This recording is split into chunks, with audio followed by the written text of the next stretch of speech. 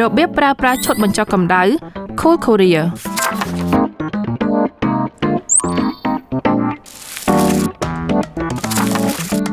រដូវក្ដៅខ្លាំងណាស់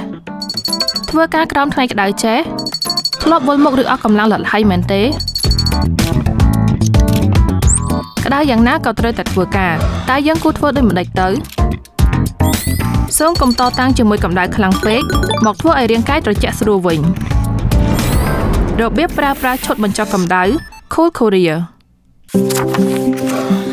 បញ្ចុះកម្ដៅរាងកាយរបៀបប្រើប្រាស់ឈុតបញ្ចុះកម្ដៅឈុតបញ្ចុះកម្ដៅគឺជាដៃគូការពារសុវត្ថិភាពសម្រាប់កសិករដែលមានមុខងារអប់រំសុវត្ថិភាពមុនធ្វើការពារជំងឺកម្ដៅអំឡុងពេលធ្វើការនិងគាំទ្រសង្គ្រោះបន្ទាន់សម្រាប់អ្នកជំងឺកម្ដៅក្នុងឈុតបញ្ចុះកម្ដៅនេះរួមមានសម្ភារៈបង្ការដែលអាចបញ្ចុះកម្ដៅកសិករបានយ៉ាងឆាប់រហ័សនិងសម្ភារៈសង្គ្រោះបន្ទាន់ដែលត្រូវបានរៀបចំឡើងដោយមានប្រសិទ្ធភាពបំផុតរួមមានសៀវភៅណែនាំដែលយល់បានងាយស្រួលនិងក្រដាសប្រាប់វិធីជួយសង្គ្រោះបន្ទាន់ខ្នាតធំដែលអ្នកណាក៏អាចធ្វើបានភ្លាមៗដែរ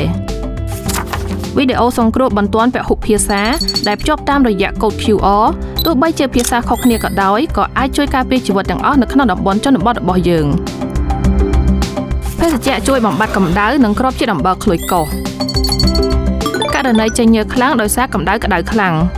សូមពិសារភេសជ្ជៈនេះដើម្បីបំពេញជាតិទឹកនិងជាតិរ៉ែដែលបាត់បង់សម្រាប់គ្រាប់អំបិលខ្លួយកោសគួរលេប1ទៅ2គ្រាប់ក្នុងម្ដងនិង3ទៅ4ដងក្នុងមួយថ្ងៃកន្សែងបញ្ចុះកម្ដៅក្រោយពេលបើកកញ្ចប់សូមប្រើលើដៃថ្ងាសនឹងកជូតថ្នមៗឬរុំនៅកន្លែងដែលចង់បញ្ចុះកម្ដៅស្ប្រេយបាញ់បញ្ចុះកម្ដៅសូមក្រឡុកដបឲ្យបានល្អមុនពេលប្រើប្រាស់សូមបាញ់លើស្បែកដើម្បីបញ្ចុះកម្ដៅលើកលែងតែលើផ្ទៃមុខកញ្ចប់ស្អំត្រជាក់ភ្លាមក្នុងករណីមិនស្រួលខ្លួនខ្លាំងឬមានបញ្ហាសុខភាពភ្លាម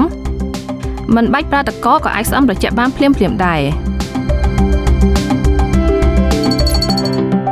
សូមសង្កត់កញ្ចប់ឲ្យខ្លាំងដើម្បីឲ្យថង់ទឹកខាងក្នុងបែករួចក្រឡុកចុះឡើងឲ្យលើសពី5ដងដើម្បីឲ្យវាលាយគ្នាបានសព្វល្អសូមបក sticker ខាងក្រោយចេញហើយបិទនៅលើថ្ងាសក្រណាត់ត្រជាក់សង្គ្រោះបន្ទាន់សូមដកក្រណាត់ចេញមកហើយលាតវាឲ្យធំអស់ដៃសូមដាក់ផ្នែកមានរូបភាពឡើងលើហើយដណ្ដប់ពីជើងរហូតដល់ក្រោមកទាំងបាំងកម្ដៅថ្ងៃសង្គ្រោះបន្ទាន់វាជួយការពារកម្ដៅថ្ងៃនិងពន្លឺថ្ងៃបានល្អបំផុតសូមដកវាចេញមកហើយលាតវាឲ្យធំអស់ដៃមនុស្ស2នាក់ឈរទល់មុខគ្នាហើយទាញវាឲ្យតឹង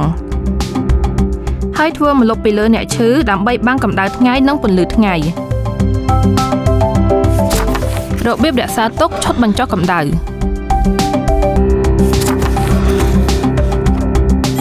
សូមរក្សាទុកនៅកន្លែងធ្វើការឬកន្លែងណាដែលមានកម្ដៅថ្ងៃខ្លាំងសូមដាក់ឧបករណ៍សង្គ្រោះជំងឺបណ្ដាលពីកម្ដៅនៅកន្លែងធ្វើការដើម្បីឆ្លើយតបភ្លាម